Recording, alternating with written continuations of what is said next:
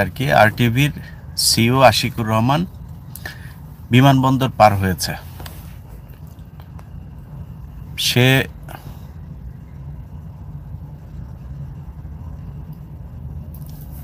পার হওয়ার সময় বেশ কয়েকজন তাকে সহযোগিতা করেছে। আসসালামু আলাইকুম প্রিয় দর্শক, আমরা সরাসরি চলে যাব ভিডিও স্ক্রিনে। আজকের ভিডিওটা খুবই গুরুত্বপূর্ণ। যদি আমাদের চ্যানেলটি ভালো লাগে দয়া করে একটি সাবস্ক্রাইব করে আমাদের পাশেই থাকবেন। ভিডিও শেষে আমরা গুরুত্বপূর্ণ বিশ্লেষণ করব। চলুন সরাসরি ভিডিওতে। কিছুক্ষণ আগে আরটিভির রাতে আর কি আরটিভির সিইও আশিকুর রহমান বিমানবন্দর পার হয়েছে। সে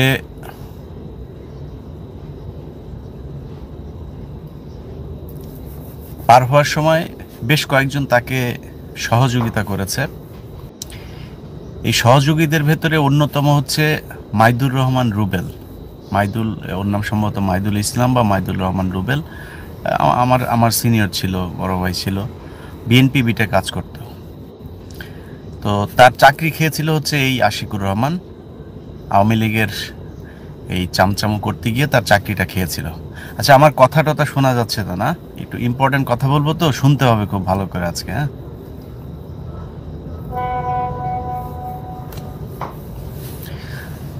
আচ্ছা, সাউন্ড যদি কম হয় আমার তো আসলে কিছু করার নাই, তারপরেও চেষ্টা করব একটু জোরে বলার জন্য। ওকে, শোনা যাচ্ছে। এখন এই মাইদুর রহমান রুবেলের চাকরি খেয়েছিল এই আশিকুর রহমান। সে চুপচাপ থাকে। এই আশিকুর রহমান হচ্ছে সৈয়দ আশিকুর রহমান চৌধুরী তার নাম। খুব চুপচাপ থাকে, দেখে আপনি বুঝবেন না, মনে করবেন যে শিবিরের আরটিভি শাখার সভাপতি। মাগিবাজি থেকে শুরু করে যা যা আছে সব কিছুই সে করত। একে পাঠায় দিল আপনার এয়ারপোর্ট থেকে মাইদুর রহমান রুবেল। কে সে? তাকে চাকরিচ্যুত করেছিল এই ব্যক্তি। এই 5 তারিখের পরে 6 তারিখ অথবা 7 তারিখে তাকে অফিসে ডাকা হয়েছিল। যাদের বিএনপির সাথে সম্পৃক্ত বা মনে করে আওয়ামী লীগের দালালি করতে পারবে না এরকম কিছু রিপোর্টার সহ তারা এসেছিল অফিসে আসার পরে 10-15 জন মতো তারা এসেছিল, আমার আরটিভি থেকে প্রাপ্ত যতটুকু শুনেছি। সেই যাদেরকে নিয়ে এসেছিল তাদেরকে ছাড়াই রুবেলকে একা অফিসে নেওয়া হয়। আশিক তাকে এনেছিল মূলত এই যে এই কানেকশনগুলো, যাতে এখন বিএনপি যেহেতু এখন আওয়ামী লীগের চাইতে ভালো অবস্থানে আছে, তো বিএনপিকে দিয়ে সে যাতে সুবিধাগুলো নেয় এই জন্য সে আজকে তাকে বিমানবন্দর পার করে দিয়ে আসলো। আচ্ছা, এখানে আরো কয়েকজন কাজ করেছে। এসবির একজন কর্মকর্তা কাজ করেছে। এর আগে ইত্তেফাকের মালিক যিনি আনোয়ার হোসেন মঞ্জু, তাকে একজন উপদেষ্টা, তিনিও ডিবির কাছে তদবির করে তাকে বের করে দেওয়া হয়েছে। তো আমরা যদি কার খালু, কার মা, কার বাপ, কার বোন, চাচার ছেলে, শ্বশুরের নাতি এরকম চিন্তা ভাবনা করে যদি নাকি কেউ মনে করেন যে তাদের পক্ষে কাজ করবেন, আর এই আবু সাইদ আর মুগ্ধদের মতো লোকজন যারা কিনা জীবন দিয়েছে তাদের সাথে বেইমানি করবেন, না, এটা তো করবেন, তাহলে ভুল করবেন। হ্যাঁ, অতএব আপনাদেরকে যেটা করতে হবে, একটু সাবধান হইতে হবে। যে দিক দিয়ে যাকে হেল্প করেন, যাই করেন, যেটাই করেন, আমরা কিন্তু ধৈর্য ধরছি। আওয়ামী লীগের সাথে যেভাবে কথা বলেছি সেই সুরে তো কথা বলতে চাই না, আমরা ঠান্ডা থাকতে চাই। তো এমন কিছু করবেন না। আনোয়ার হোসেন মঞ্জুকে মুসলেকা দিয়ে তারপর ছেড়ে দেওয়া হয়েছে। খালেদা জিয়ার মতো মানুষ, 80 বছরের উপরে বয়স একজন বৃদ্ধা নারী, তাকে 2 বছর জেল খাটাইছেন। আনোয়ার হোসেন মঞ্জু শারীরিক এমন কি সমস্যা, ও তো এখনও আমার নাতনির বয়সী মেয়ে মানুষ দেখলেও দেখেন ওরে করতে ইচ্ছা করে। তো আনোয়ার হোসেন মঞ্জুরে কেন ছেড়ে দিয়েছেন? এলাকায় যায় খোঁজ নেন। আমি কথাটা বলাতে হয়তো অনেকে মনে করলেন আমি মনে হয় ফান করে বললাম। ওর এলাকায় যান, এলাকায় গিয়ে তারপরে কথা বলেন। এলাকায় গিয়ে কথা বলা তারপরে জিজ্ঞেস করেন যে এই আনোয়ার হোসেন মঞ্জু এলাকায় কি করে, তাহলে বুঝতে পারবেন যে ও কত বড় জাউরা, এটা তখন টের পাবেন। তাকে ছেড়ে দিলেন কেন? কিসের জন্য? কিসের জন্য তাকে আপনার করতে হবে? সে আওয়ামী লীগের এই সব হত্যাকাণ্ডের সাথে 5 তারিখ পর্যন্ত সে আওয়ামী লীগের হত্যাকাণ্ডর করেছে। এখনো পর্যন্ত আপনি ইত্তেফাকের যদি সংবাদ দেখেন, ইত্তেফাকের সংবাদগুলো দেখেন আপনি। আমি একটা নিউজ দেখলাম, শেখ হাসিনা পদত্যাগ করেছে, সেই পদত্যাগের নিউজ করেছে হচ্ছে 21 টেলিভিশন। তো 21 টেলিভিশনের একটা নিউজ আমি ইত্তেফাকে দেখলাম। ইত্তেফাকের ওইখানে তারা এই 21 টিভির ওই স্ক্রিনশটটা নিয়েছে, 21 টিভির লোগো সহ ওই স্ক্রিনশটটা নিয়ে আওয়ামী লীগ তাদের পেজে পোস্ট করেছে, যেটা হচ্ছে মিথ্যা, ফেক পদত্যাগপত্র। ওই আওয়ামী লীগের যে ফেসবুক পেজে যেই পোস্টটা করা হয়েছে ইটিভির লোগো সহ যে এটা ফেক, সেইটাই নিয়ে ইত্তেফাক তারপরে তাদের ওইখানে করেছে। এখন আমি গত 8 বছর 9 বছর ধরে আমেরিকাতে থাকি, আমার কিন্তু দেশে যাওয়ার ইচ্ছাও নাই। অতএব যদি মনে করেন এদেরকে রেখে তারপরে আপনারা সুন্দরভাবে বাংলাদেশে চালাইতে পারবেন, মাইদুর রহমান রুবেল সে বিএনপি বিটের, এখন নিশ্চয়ই বিএনপি সুযোগ সুবিধা নিবে, সে বিএনপি বিটের হবে, অনেক হয়তো এসএসএফ কার্ডও পাবে সামনে। তারেক রহমান যদি প্রধানমন্ত্রী হয়, সে সেই কার্ড নিয়ে তারপরে সেও আওয়ামী লীগের লোকজনের মতো হয়তো চাঁদাবাজিও করবে, আমি জানি না, তার ব্যাপারে আমার অত কিছু জানা নাই সে মানুষ হিসাবে কেমন। দেখতাম এমনিতেই নিউজে গেলে বিএনপি বিটে যখন যেতাম মাঝে মধ্যে, আমি তো ক্রাইমে কাজ করতাম, আমি অত অন্য বিটের লোকজনের সাথে পরিচয় নাই, সে হয়তো একই কাজ করবে। তো তারা আজকে আশিকুরদেরকে আপনার এয়ারপোর্ট দিয়ে বের করে তারপরে করার দরকার ছিল, অথচ যেই ব্যক্তি তাদের চাকরি খেয়েছিল। বিএনপির লোকজনকে বলবো এখনো সময় আছে। এই দেশের সবচাইতে বড় শত্রু হচ্ছে এই সাংবাদিকেরা।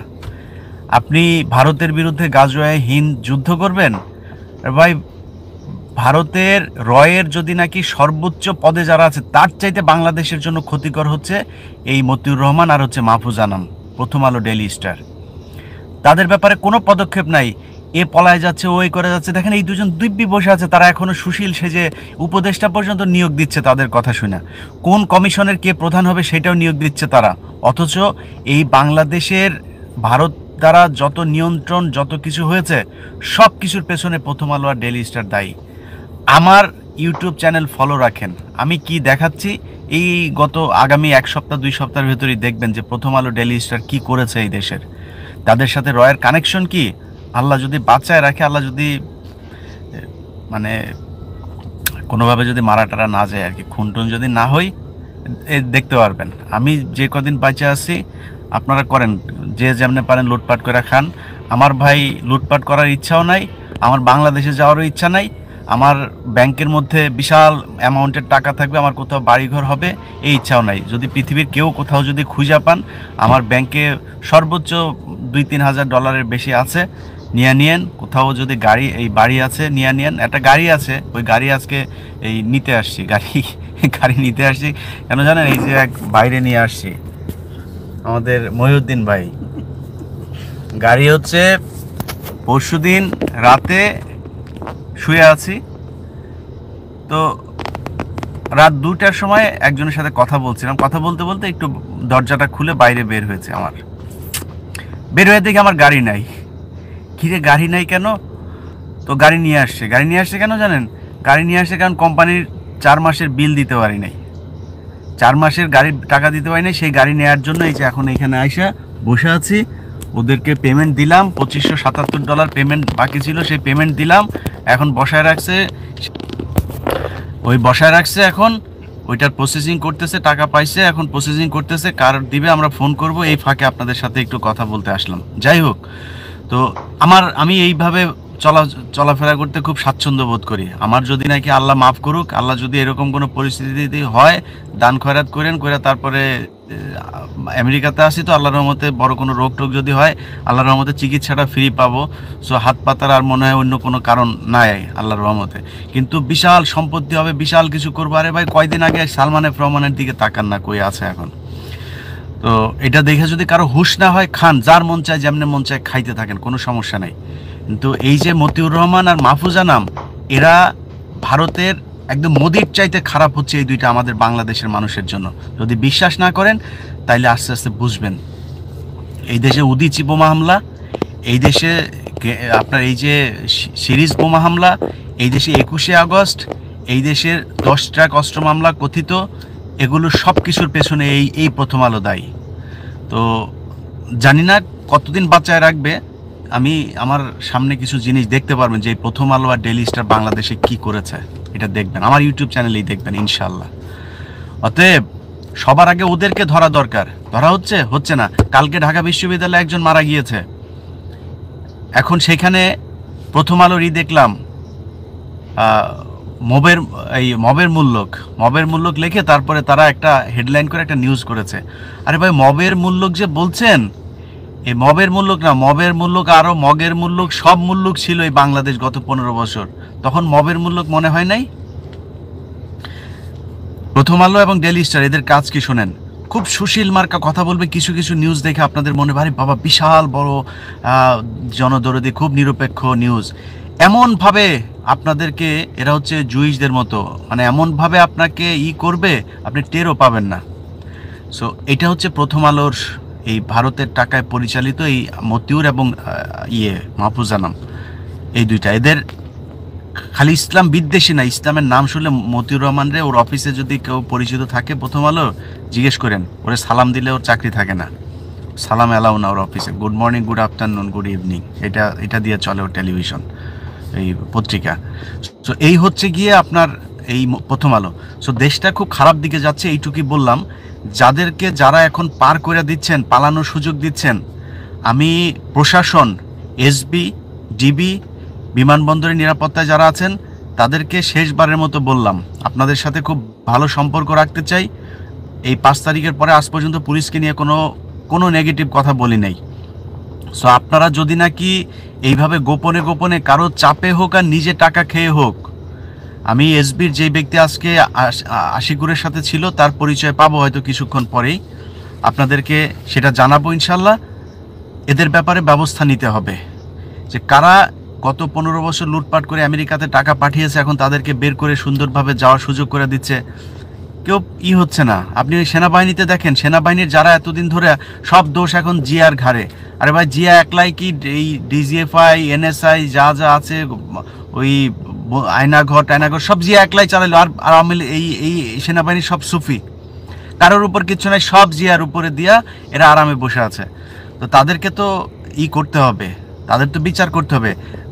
এই সেনাবাহিনীর যে অফিসাররা এতদিন ধরে বহিষ্কার হলো এই গত 15 বছরে, তারা কই? তাদেরকে আনা হচ্ছে না কেন? কোনো কিছুই নাই। একটা মনে হচ্ছে শেখ হাসিনা শুধু গিয়েছে আর আওয়ামী লীগ দেশ চালাচ্ছে, পরিস্থিতিটা ওই রকম। সব জায়গায় আওয়ামী লীগের লোকজনই বসে আছে। এটা কোন ধরনের? এটা কোনো হলো? বিএনপি, আপনাদেরকে বলবো একটু কঠোর হন। এখনো কিন্তু বিএনপির সেই সুযোগ আছে। বিএনপি একটা জায়গায় গিয়ে কোনো কিছু বললে সেটা হচ্ছে, জামায়াত কোনো কিছু বললে সেটা হচ্ছে। সো এই সুযোগটা ভালো পথে কাজে লাগান। টাকা পয়সা খেয়ে তারপরে আওয়ামী লীগের লোকজনকে নিয়ে আপনি দেখেন, ইয়েতে আছে, বসুন্ধরায় আছে, দেখেন হায়দার আলী, এরা কারা? আওয়ামী লীগের প্রোডাক্ট, এখনো পর্যন্ত বসে আছে, এখনো পর্যন্ত আছে এইখানে নিউ ইয়র্কে। এই যে ওর নাম কি, লাবলু আনসার, এই লাবলু আনসার গত এই 15 বছর ধরে মুশফিক ফজল আনসারি ভাই যখন কিনা এখানে কোনো কোশ্চেন করেছে, তার পাল্টা কোশ্চেন সে করেছে শেখ হাসিনার পক্ষে। লাবলু আনসার এখন পর্যন্ত বসুন্ধরার হয়ে তারপরে এই নিউ ইয়র্কে কাজ করছে। আমি বলবো বসুন্ধরাকে যে খুব দ্রুত তাকে তার চাকরি থেকে অব্যাহতি দিতে হবে। আর অব্যাহতি না দিলে আমরা কিন্তু যা চেয়ারে বসে পড়বো।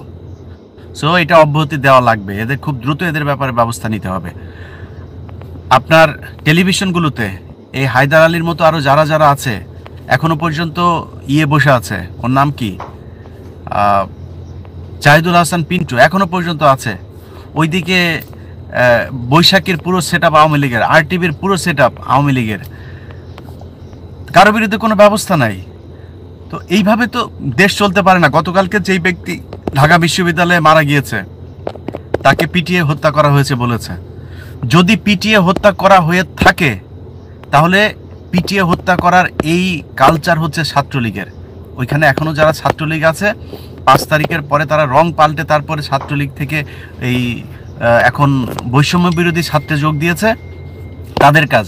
বৈষম্য বিরোধী ছাত্র আন্দোলনের কেউ কাউকে পিটিয়ে মারতে পারে না। এগুলো এই প্রথম আলো, ডেইলি স্টার সহ এদের খুব সূক্ষ্ম কারচুপির মাধ্যমে ছাত্রদেরকে এখন বিতর্কিত করার জন্য এই কাজগুলো করা হচ্ছে। তাকে ভাত খাওয়াচ্ছে, আপনি বলেন, ছাত্রদের সাথে যে ছবিটা দেখা যাচ্ছে তাকে ভাত খাওয়াচ্ছে। আপনার মনে হয় যারা ভাত খাওয়াচ্ছিল তারা তাকে পিটিয়ে মারবে? আপনার মনে হয় ছাত্ররা এরকম? আওয়ামী লীগের সাথে যখন, পুলিশের সাথে যখন এই 5 তারিখের আগে গ্যাঞ্জাম হচ্ছিল, তখনও তো আমরা দেখেছি এই ছাত্ররা একজন পুলিশকে ধরেছে, 10 জন যদি মারতে চায় 20 জন তাকে ঠেকানোর চেষ্টা করেছে। এটাই তো বৈষম্য বিরোধী ছাত্র আন্দোলন। মানে আমরা সাধারণ মানুষ তো এরকম নিষ্ঠুর, নির্দয়ভাবে যারা মারে, নৃশংস, এরা হচ্ছে ছাত্রলীগ। সো খোঁজ নিয়ে দেখেন ওখানে ছাত্রলীগের লোকজন এগুলো করছে। ওকে হয়তো সেখানে রাখা হয়েছিল, সেখান থেকে ধরে নিয়ে যাওয়া হয়েছে, ধরে নিয়ে তারপরে পাশে নিয়ে ওর বোনের কাছে টাকা চেয়েছে কে? ফোন ট্র্যাক করেন, কোনো কিছু বের হচ্ছে না কেন? এগুলো ট্র্যাক করে বার করেন কে করেছে এটা, সেটা বের করলে দেখবেন ওইখানে সবই ছাত্রলীগ, হয় এখনও ছাত্রলীগ করা অথবা আগে ছাত্রলীগ ছিল, তারা 5 তারিখের আগে পরে এখন এই সাধারণ ছাত্র সেজে এগুলো করছে। সো এই চাঁদাবাজি, মানুষকে ধরে, আবরারকে ধরে পিটিয়েছে না, পিটিয়ে মারলো না, ওইটার সাথে এটাকে মেলানো হচ্ছে। ওইটার সাথে এটার মেলায় লাভ নাই, কারণ আবরারকে মারা হয়েছিল কি কারণে সেটা বাংলাদেশের মানুষ জানে, এবং কারা মেরেছে সেটা খুব সুস্পষ্ট। এখান থেকে ফুটেজ বার করেন, এখান থেকে ফুটেজ নেন, জিজ্ঞেস করেন যায় যে কারা মারলো, কে মেরেছে, তাহলে জানা যাবে।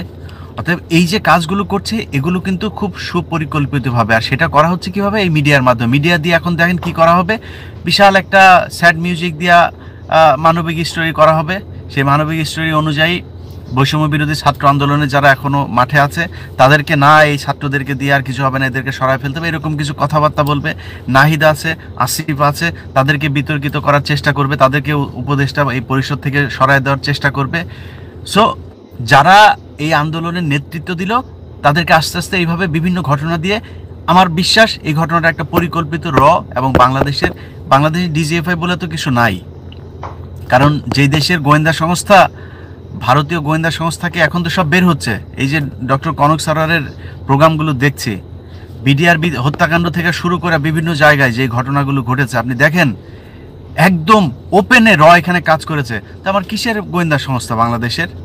এতদিন ধরে যারা গোয়েন্দা সংস্থা ছিল, আপনারা কিসের গোয়েন্দা সংস্থা? এখনও যদি আপনারা মনে করেন যে ঠিক আছেন আপনারা, তো আপনারা, আমি তো কোনো মানে তড়িৎ কোনো ব্যবস্থা দেখছি না। বা মানে এই যে এত 15 বছরের একটা সেটেলমেন্ট তারা করে গিয়েছে, এটাকে যে একটা মানে কঠিন আকারে ধোলাই হবে, কোনো কিছু নাই, কোথাও নাই। মনে হয় ডিজিএফআইতে কয়েকটা পদের মধ্যে শুধু পাল্টানো হয়েছে, এখনও সেনাবাহিনীর সব জায়গায় একই অবস্থা। তো এগুলো যদি হইতে থাকে তাহলে তো বিপদ আপনাদের ঘাড়ে আসবে কিন্তু তাড়াতাড়ি। আমি বিএনপির ভাইদেরকে এখনও বলবো, আমরা আপনাদের শত্রু না। আপনি অনৈতিক কোনো কাজ করবেন, বেআইনি কোনো কাজ করবেন, আমরা সমালোচনা করতে পারি, কিন্তু আমরা আপনাদের শত্রু না, এটা মাথায় রেখেন। আপনাদের নিজেদের জন্য এই 15 বছর কিছু রয়ের দালাল তো বিএনপিতেও আছে, তাদের বাইরে একটা বিশাল অংশ নির্যাতন, অত্যাচার সহ্য করেছেন। সো স্বাধীনতা অর্জন হয়েছে, সেটা রক্ষা করার জন্য যা যা করা দরকার সেই কাজটা করেন, নাহলে কিন্তু ভয়ঙ্কর রকমের পস্তাইতে হবে। আমরা হয়তো কথা বলতে পারবো, আমরা আপনাদের প্রতি সহানুভূতি দেখাইতে পারবো, কিন্তু আপনারা যদি নাকি বিভিন্ন পদে আওয়ামী লীগের লোকজনকে এভাবে বসায় রাখেন, তাইলে কি হবে জানেন? তাইলে এই আশিকুরের মতো যারা দেশের থেকে বের হইতে চায়, আরও কারা কারা বের হচ্ছে আমরা তো জানি না, একদম চিহ্নিত আওয়ামী লীগের, পুলিশের, তারপরে বিভিন্ন সংগঠনের এই ইয়েরা এখন এখানেই ছিল। এই যে এই কয়েক বছর কয়জন ধরা পড়লো? এই কয়জন, খালি মুজাম্মেল বাবু আর ধরা পড়লো। আর সাংবাদিক কোথায়? তারা কই গিয়েছে? সবার আগে যেটা সিদ্ধান্ত নিতে হবে এই দেশের মানুষকে, ভাই এখনো সময় আছে, ছাত্র আন্দোলনে তো আছেন, যদি দেশটাকে ভালোবাসেন, প্রথম আলো এবং ডেইলি স্টার বন্ধ করতে হবে। এখান থেকে এই মতিউর গং যারা আছে তাদেরকে সরায় নতুন সাংবাদিক এখানে নিয়োগ দিতে হবে। সেই সাংবাদিক কারা নিয়োগ দিতে পারে? আপনি ওই যে মানব জমিনের মতিউর রহমান চৌধুরী দেখেন, তাকে তিতাসের পরিচালনা পর্ষদ না কোথায় তাকে করলো, সেখান থেকে নাম প্রত্যাহার করে নিয়েছে। এরা হচ্ছে দেশপ্রেমিক, এরা কোনো লোভের জন্য এই 15 বছর ঝুঁকি নেয় নাই। মানব জমিন, সব পত্রিকা, টেলিভিশন যখন সরকারের দালালি করতে বাধ্য হয়েছে বা করেছে, তখনও মানব জমিনের মতিউর রহমান চৌধুরী সরকারের বিরুদ্ধে ঠিক একইভাবে লিখে গিয়েছে। আজকে সরকার আসার পরে তাকে যখন সুবিধা দেওয়া হয়েছে সে সেটা রিফিউজ করেছে, ডিনাই করেছে, নেয়। এটা হচ্ছে দেশপ্রেম, এটা হচ্ছে সাংবাদিকতার সততা। সো তাদের কাছে দেন, ভালো থাকবে দেশ। এদের পরামর্শ নেন যে কারা কারা এই সাংবাদিকতায় কারা কারা শেখ হাসিনা সবার ফেসবুকে আমি হায়দার আলীর কিছু ফেসবুকের আমি রেখে দিয়েছি, এটা দেখাবো আপনাদেরকে। সবাই ফেসবুকে এখন ওই আগে যেগুলো লেখালেখি 4 তারিখেও লিখেছে যে ওদেরকে শক্ত হাতে দেশদ্রোহীদেরকে করতে হবে, তারা আজকে শিবির সাজার চেষ্টা করছে। আপনি জানেন আরটিভির এই সিও সে জামাতের সর্বোচ্চ লেভেল পর্যন্ত গিয়েছে তাকে নিজেকে সেভ করার জন্য। এটা খুব ভয়ঙ্কর একটা অশনি সংকেত। ভাই আবারও বললাম, যারা এদেরকে পালানোর ব্যবস্থা করছেন না, সব কিন্তু সামনে চলে আসবে। সো আবার যদি বিদ্রোহ করলে কিন্তু তখন কাউরে মাপ দিব না। যারা যারা এগুলো করছে সবগুলোরই কিন্তু ধরবো। আজকে পর্যন্ত মাথা ঠান্ডা রেখে কথা বললাম, নেক্সট টাইম এগুলি বন্ধ করেন। আল্লাহ হাফেজ। প্রিয় দর্শক, আপনাদের গুরুত্বপূর্ণ মতামত জানাতে পারেন আমাদের কমেন্ট বক্সে। প্রত্যেকে ভালো থাকবেন। আল্লাহ হাফেজ।